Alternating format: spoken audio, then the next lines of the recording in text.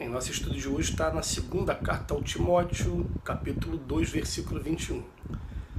Paulo fala o seguinte: de sorte que se alguém se purificar destas coisas, será vaso para honra, santificado e idôneo para o uso do Senhor e preparado para toda a obra.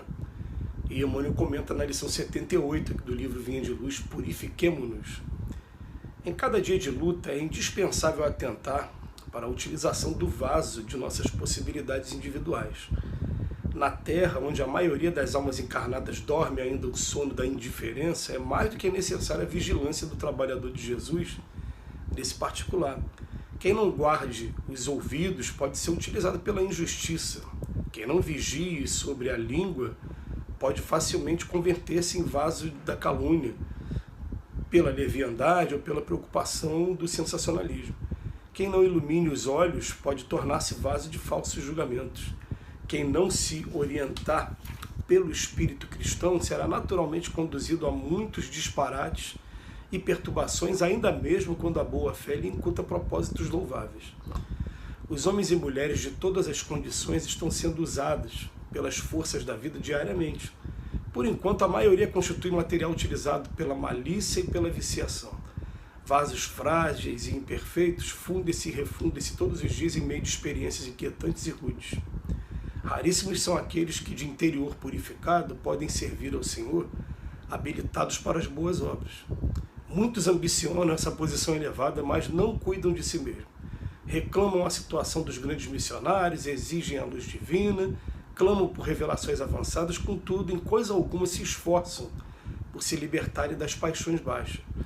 Observa, pois, amigo, a que princípio serves na lida diária. Lembra-te de que o vaso de tuas possibilidades é sagrado, que forças da vida se utilizam dele. Não ouvides, acima de tudo, que precisamos da legítima purificação a fim de que sejamos vasos para a honra e idôneos para o uso do Senhor. Dessa vez, Emmanuel está usando a palavra vaso numa expressão assim, muito particular mesmo, querendo falar, dizer respeito à oportunidade que a gente está tendo aqui no nosso corpo, enfim. E ele vem chamar a atenção para a gente com esse título do Purifiquemo-nos, porque a gente tem que botar uma coisa na cabeça, né? Nós estamos encarnados em um mundo que a doutrina espírita chama de expiações e provas, e que o livro do André Luiz, aquele livro nosso lá, ele vem esclarecer para a gente, né, que quando Paulo de Tarso diz que nós estamos cercados por uma nuvem de testemunha que tem espírito para todo quanto é lado, assistindo tudo que a gente está fazendo, de maneira que não tem nada que a gente faça que fique escondido, está tudo bem às claras, né? O André Luiz vai dizer para a gente que o que eles chamam de umbral, região umbralina, começa aqui na crosta da Terra. Então nós estamos encarnados num lugar em que a maioria dos espíritos sofredores que não conseguiram sair daqui desse mundo para ir para um outro lugar estão por aqui com a gente. Então eles estão cotovelando a gente e nos influenciando o tempo todo, de certa maneira, principalmente através do pensamento, né, nesses pensamentos que são negativos. Então por isso que é muito mais fácil a gente ter pensamentos ruins do que às vezes ter pensamentos bons. E quando a gente tem pensamento bom, normalmente é alguém que se importa com a gente, alguém que gosta da gente, ou o nosso anjo da guarda que está do nosso lado, está nos influenciando, a gente está tendo esse pensamento bom. Mas a grande maioria das vezes o que acontece é que a gente está recebendo pensamentos negativos o tempo todo. Então, Emmanuel veio chamar a nossa atenção. Olha, se a gente já teve um despertar para a espiritualidade, para o nosso papel aqui na Terra, qual é o papel da Terra nas nossas vidas enquanto espírito, a gente precisa o tempo todo se preocupar com isso aqui, com purificação, com purifiquemo-nos. São pequenas vitórias que daqui a pouco lá na frente vão se transformar em grandes vitórias. A gente resiste aqui, a gente não cede aqui a uma paixão inferior, como ele fala aqui, né? E vai aos pouquinhos, vai ter um momento de deslize, mas daqui a pouco vai ter um momento de levantar a cabeça de novo e recomeçar quantas vezes for necessário, enquanto a gente tiver a oportunidade de estar aqui no corpo. Porque enquanto a gente está aqui é para isso mesmo, é para exercício mesmo. Então ele fala que é mais que necessária a vigilância do trabalhador. E ele vem te chamar a atenção. Quem não guarde os ouvidos pode ser utilizado pela injustiça. Se você deixar, a pessoa começa a falar um monte de coisa e você deixar influenciar por aquilo, né? E quem não vigia sobre a língua também, pode facilmente converter-se em vaso de calúnia, pela leviandade ou pela preocupação de sensacionalismo. E é interessante, ele fala, ou pela leviandade. Calúnia é quando a gente fala mal das pessoas, mas no termo técnico na justiça é quando você fala que alguém cometeu uma coisa que é crime. Por exemplo, fulano é ladrão, roubar é crime. Então é uma calúnia, né? Quando vai falar fulano é homossexual, ser homossexual não é crime, não seria calúnia.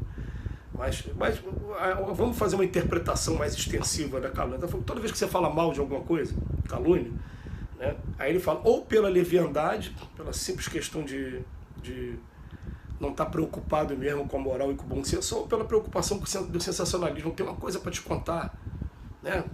Porque é o tempo todo sensacionalismo. Quem não ilumine seus olhos também pode tornar-se vaso de falsos julgamentos. Porque o que acontece? A gente está sendo influenciado o tempo todo a pensar de uma certa maneira sem tirar a conclusão própria. Quem não se orientar pelo Espírito será naturalmente conduzido a muitos disparates. E ele vem chamar a nossa atenção, que a maioria das pessoas que estão aqui, né, estão sendo usadas pelas forças da vida diariamente e que, na verdade, né, a maioria constitui material utilizado para malícia e para viciação. Gente, isso aqui é mais do que verdade, né? Vamos botar assim, né? Se você... Hoje a gente usa muito o YouTube. Se a gente pudesse fazer ali uma seleção do YouTube, vamos dizer que 80% do material que está ali é o material que está te levando mais para essa parte que ele falou aqui, vou usar o termo que ele usou. Ele fala aqui sobre paixões baixas, né, sobre malícia e viciação, experiências inquietantes e rudes. Aí você, uma ou outra, você vai ver, ali tem uma palestra edificante, tem uma coisa, mas a maioria, o tempo todo é briga política, postagens de problemas entre relacionamento humano, noticiário de televisão contando os crimes, aqui na Terra é desse jeito.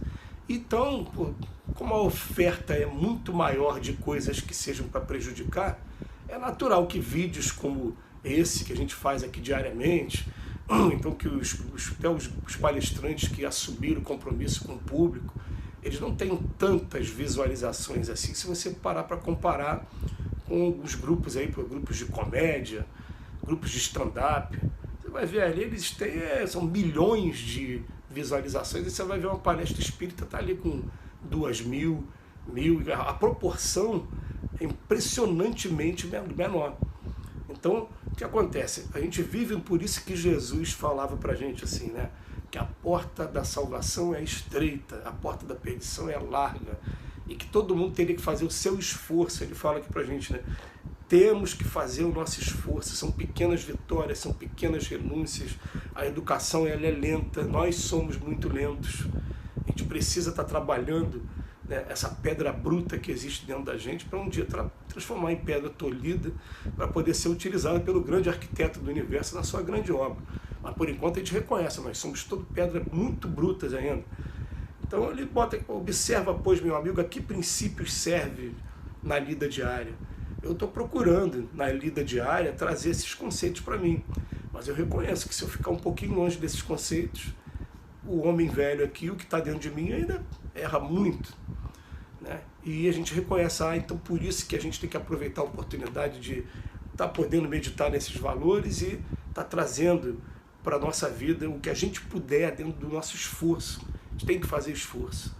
E às vezes a gente fica até magoado, né? Fica, poxa, achando que vai chegar à perfeição de uma hora para outra, e não vai. A coisa tem que ser progressiva, né? Tem que ser medida em cada situação, em cada circunstância da vida.